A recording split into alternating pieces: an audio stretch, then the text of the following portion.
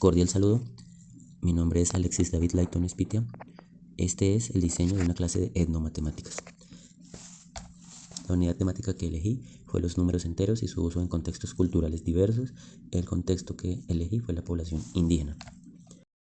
La barrera de aprendizaje que se identificó es que los estudiantes de comunidades indígenas suelen enfrentarse a dificultades al interpretar representaciones simbólicas occidentales como los signos de más o de menos, las cuales no siempre corresponden con sus sistemas tradicionales de medición o sus formas de representar los cambios, valores o cantidades en sus contextos inmediatos y en las labores que realizan día a día.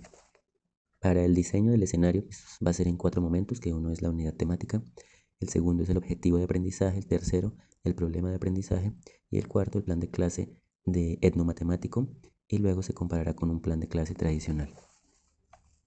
La unidad temática, como ya lo hemos dicho, son los números enteros y su uso en contextos propios de las comunidades indígenas del país. El objetivo de esta clase de etnomatemáticas es comprender operaciones con números enteros desde prácticas culturales propias, asociando aumentos y disminuciones a experiencias de la comunidad, como en actividades, por ejemplo, como la agricultura, los intercambios de productos, el clima, los caminos, la pesca, entre otras. El problema de aprendizaje es que la comunidad indígena del territorio utiliza formas propias para registrar ganancias, pérdidas y cambios durante las jornadas de cultivo y recolección, y lo que debemos hacer nosotros como docentes es ayudarles, brindarles herramientas que se complementen con las que ellos utilizan. No es para eliminar estas tradiciones o estas formas que ellos tienen de contabilidad, sino es apoyarlas, complementarlas, que se unan para que les sea más fácil a ellos realizar sus cuentas. Esta situación que ellos viven a diario, los estudiantes de culturas indígenas, pues les permite que movilicen su conocimiento matemático y cultural de forma que puedan explicar cómo entienden qué es ganar, qué es perder, cómo es subir, bajar, aumentar o disminuir, y que lo puedan representar por sus propios medios, a través de objetos del común, semillas o cualquier cosa que esté a su disposición. Y una pregunta que nos surge es cómo podemos adaptar nuestras estrategias de enseñanza del tema de números enteros sin dejar perder los métodos tradicionales de los grupos indígenas para hacer conteos, para registrar pérdidas y ganancias, para registrar varios fenómenos que, pues aunque ellos ya lo hacen, de pronto no tienen la comprensión necesaria para entender estos fenómenos. La clase de matemáticas va dividida en 3 fases, que es la actividad de motivación y saberes previos, la actividad de conceptualización y práctica, las actividades de aplicación, evaluación y cierre.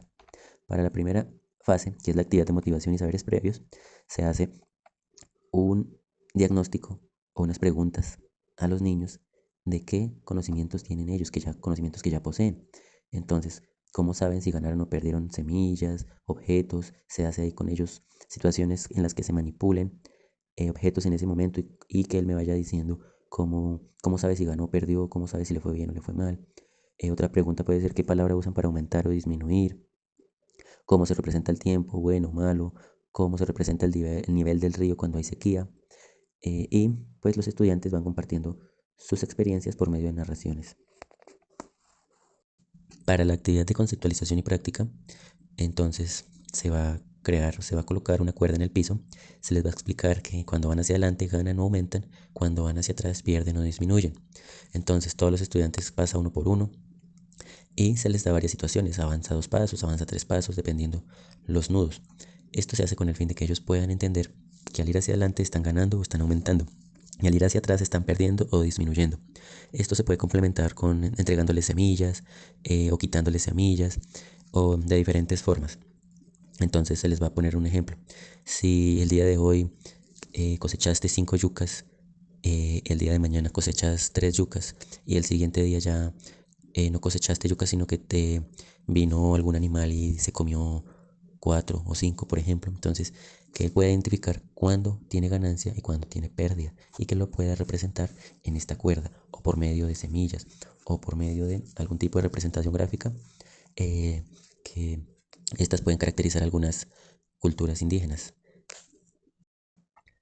Para la actividad de aplicación, evaluación y cierre, se va a hacer o se les va a explicar cómo crear un testigo comunitario. Consta de reunir ciertos materiales como semillas, piedras, madera o nudos en una cuerda, cuyo fin es llevar la contabilidad de una situación en particular. Puede ser una cantidad de frutas que recogieron, cantidad de animales que vieron, cantidad de aves que pasaron, cosas así que ellos puedan llevar contabilidad y luego se hace con situaciones más específicas que conlleven, por ejemplo, la utilización de números enteros o en este caso pues, de pérdidas o ganancias. Por ejemplo, cuando el nivel del agua baja mucho, entonces dependiendo de las unidades de medida que utilicen, cuántas unidades bajó, cuántas subió. Y se ponen estos ejemplos para que ellos puedan representarlos por medio de estos testigos. Los recursos, pues la cuerda, la soga, las semillas, las piedras y los instrumentos propios de cada comunidad indígena. Luego pasamos a la comparación del plan de clase tradicional versus el plan de clase etnomatemático. Para ello tenemos en cuenta que mientras que un plan de clase común, las actividades estarían enfocadas en representar en la recta numérica, hacer sumas, restas, multiplicaciones, divisiones y resolver problemas de números enteros, las comunidades indígenas han aprendido bajo la necesidad de poder contar los sucesos y fenómenos que los rodea a diario y que son indispensables para su supervivencia. Por lo tanto, un plan de clase para este tipo de población debe satisfacer estas necesidades, de lo contrario carecería de sentido, pues se enseña matemáticas para leer el mundo que nos rodea, no para hacernos fácilmente manipulables.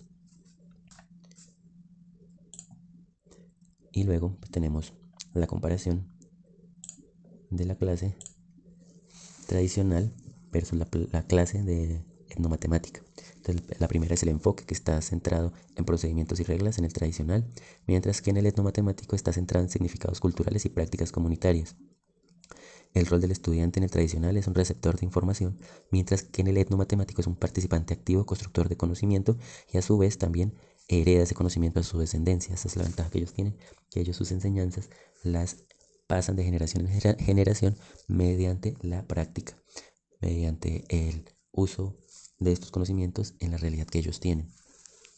En los recursos pues tenemos el tablero, los ejercicios, el cuaderno, incluso las herramientas tecnológicas, el celular, el computador, cualquier tipo de recurso, mientras que en el etnomatemático los objetos culturales como semillas, canastos, la cuerda, el entorno mismo es el recurso con el que ellos cuentan. El cuarto, que es el método de enseñanza, que es una explicación magistral por medio de ejercicios, mientras que en el etnomatemático la exploración cultural es la que el estudiante hace en el medio que lo rodea. Él está todos los días interactuando con su contexto y a través de esa interacción es que él aprende. El contexto, situaciones urbanas o abstractas. Y en el etnomatemático son situaciones reales, surgen de su necesidad, de su territorio, del sitio donde vive y de todo lo que él realiza en su diario vivir.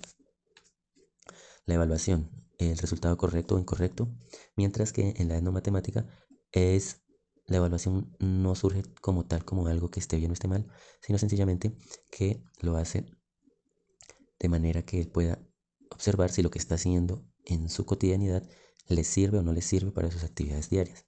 El lenguaje, pues en la enseñanza tradicional, el lenguaje es técnico, es matemático, es muy estructurado, mientras que en el etnomatemático el vocabulario pues se centra en las tradiciones de su cultura indígena.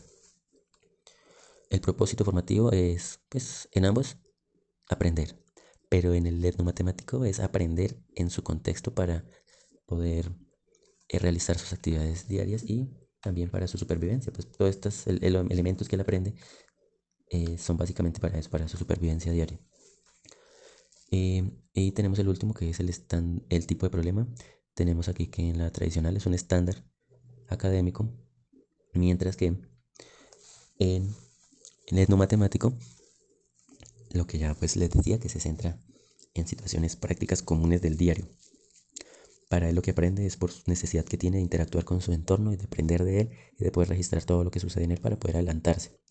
Lo que no sucede en la enseñanza tradicional, porque ella está basada es en cumplir con lo que nos dan las orientaciones que nos da el gobierno, mientras que la etnomatemática cumple la función de que él aprenda de su entorno.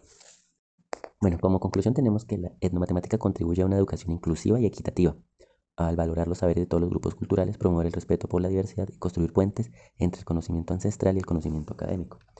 Lo que quiere decir pues que no busca eliminar las costumbres ni las formas que tienen los indígenas para realizar su contabilidad ni para registrar sus fenómenos, sino que al contrario busca darles una ayudita además para que ellos puedan comprender mejor lo que están haciendo.